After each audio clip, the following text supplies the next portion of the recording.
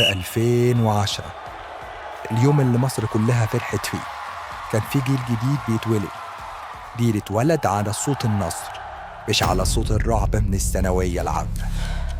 ولو كنت من جيل 2009 أو 2010 فأنت داخل على نظام جديد اسمه البكالوريا المصرية، اللي هتسمع عنها كلام كتير هيخوفك، بس افتكر القاعدة: خلي كلام الناس ورا ظهرك والناس كمان. تعال نفهم الموضوع وبهدوء. مفيش دلوقتي نظام ثانوية عامة بنظامها القديم، في دلوقتي بكالوريا و4 مسارات. البكالوريا عبارة عن 3 سنين، السنة الأولى نقل والسنتين التانيين شهادة. انت دلوقتي في سنة أولى ومحتار تختار أنهي مسار. انت عارف ان كل مسار ليه مجموعة من الكليات اللي بيوجهك ليها المسار ده، يعني لازم تعرف ان قدامك سنتين دراسة انت فيهم شهادة، سنة تانية وسنة تالتة. سنة تانية من 200 درجة وسنة تالتة من 200 درجة، بكالوريا من 600 درجة. يعني النجاح محتاج نفس طويل، مش سنة واحدة بس زي الأول.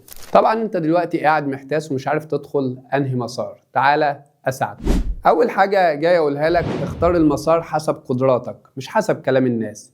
يعني حضرتك شوف انت كنت مميز في ايه السنوات اللي فاتت، واختار المواد اللي تناسبك انت، اللي تناسب امكانياتك انت بناء على درجاتك السابقة. ايه هي المسارات اللي هنختار منها؟ عندك يا صديقي 4 مسارات هتختار منهم. اول مسار هو الطب وعلوم الحياة، تاني مسار الهندسة وعلوم الحاسب، ثالث مسار إدارة الأعمال، رابع مسار الفنون والآداب. اللي بيحب العلوم ونفسه طويل ونفسه يكون دكتور، طبعا المسار الأول هو اللي هيختاره، الطب وعلوم الحياة. واللي دماغه منطق وتكنولوجيا فقدامه مسار الهندسة وعلوم الحاسب. واللي عنده عقلية تجارية وشايف في نفسه روح القيادة على طول يختار إدارة الأعمال. واللي عايز يدخل ألسن عشان يدرس اللغات وبيحب الفهم والتحليل فكده قدامه المسار الرابع، وده أسهل مسار، الآداب والفنون. بص يا صديقي، عشان النصيحة دي مهمة. حضرتك عندك 23 كلية ممكن تدخلهم من أي مسار. ال 23 كلية دول هيتكتبوا قدامك دلوقتي، هتلاقيهم موجودين قدامك. حضرتك ال 23 كلية دول لو انت عايز تدخل كلية منهم فاختار أسهل مسار ليك وادخل الكلية، لأن حضرتك متاح ليك تدخلها من أي مسار. تعال بقى نمسكهم مع بعضينا مسار مسار ونعرف المواد اللي مقررة في كل مسار، سواء في سنة تانية أو في سنة تالتة.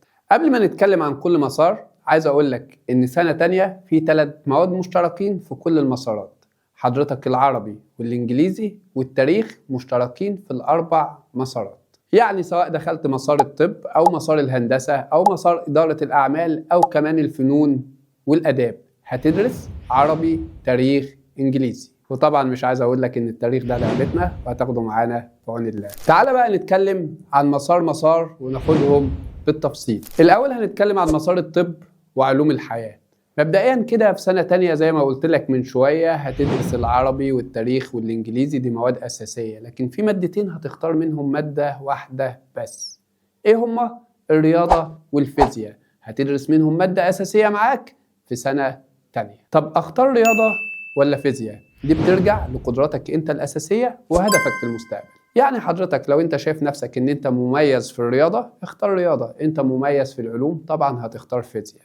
طب ازاي ده مرتبط بهدفك كمان في المستقبل؟ يعني مثلا لو انت عايز تدخل حاجه هتدرس فيها فيزياء وكيمياء زي مثلا تربيه قسم فيزياء فهنا هتختار الفيزياء. لكن لو هتدرس حاجه تربط مستقبلك بالرياضيات زي تربيه قسم رياضيات هتدرس الرياضة. يعني الخلاصة اختار اللي انت مميز فيه او مرتبط بهدفك في المستقبل. هتطلع سنة تالتة هتلاقي الأحياء والكيمياء في انتظارك يا بطل، ودي مفهومش مواد اختياري، الاتنين اجباري عليه. المسار التاني الهندسة وعلوم الحاسب، وهتلاقي عندك مواد أساسية زي ما احنا قلنا، عربي، إنجليزي، تاريخ، بالإضافة لمادتين هتختار منهم مادة واحدة، يا كيمياء يا برمجة. طب اختار كيمياء ولا برمجة؟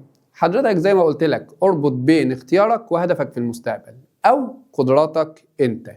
يعني مثلا لو أنت عايز تكمل في كليات هتدرس فيها ذكاء اصطناعي أكيد البرمجة هي اللي هتفيدك. لكن لو هتدخل مثلا كلية تربية كيمياء يبقى حضرتك اختار الكيمياء. هدفك اللي في المستقبل هو اللي هيحدد اختيارك دلوقتي. بعد ما تخلص سنة تانية هتطلع على سنة تالتة عشان تلاقي الفيزياء والرياضة في انتظارك يا بطل. المسار الثالث هو مسار الأعمال، وزي ما اتفقنا وهنعيد ونقول إن كل المسارات فيها 3 مواد أساسية ثابتة: عربي، إنجليزي، تاريخ. هتلاقي عندك مادتين تختار منهم مادة واحدة: المحاسبة يا إدارة الأعمال. حضرتك لو انت شاطر في الرياضة وشاطر في ان انت تكون محاسب في شركة من الشركات، اختار محاسبة. لكن لو انت عندك علاقات قوية وتقدر تدير الشركة في المستقبل، اختار إدارة أعمال. هتطلع سنة تالتة هتلاقي مادة الاقتصاد والرياضة في انتظارك، وانا بقول لك من دلوقتي ما تشيلش هم الاقتصاد عشان ده كمان هتاخده معايا. المسار الرابع الآداب والفنون. حضرتك تاني وبنعيد ونكرر المواد الأساسية: العربي والإنجليزي والتاريخ، بالإضافة لمادتين هتختار منهم مادة واحدة: علم النفس ولا لغة أجنبية تانية. وحضرتك ده مرتبط بهدفك في المستقبل. يعني حضرتك لو عايز تدخل ألسن أو أي حاجة تدرس فيها لغات فأكيد هتختار لغة تانية.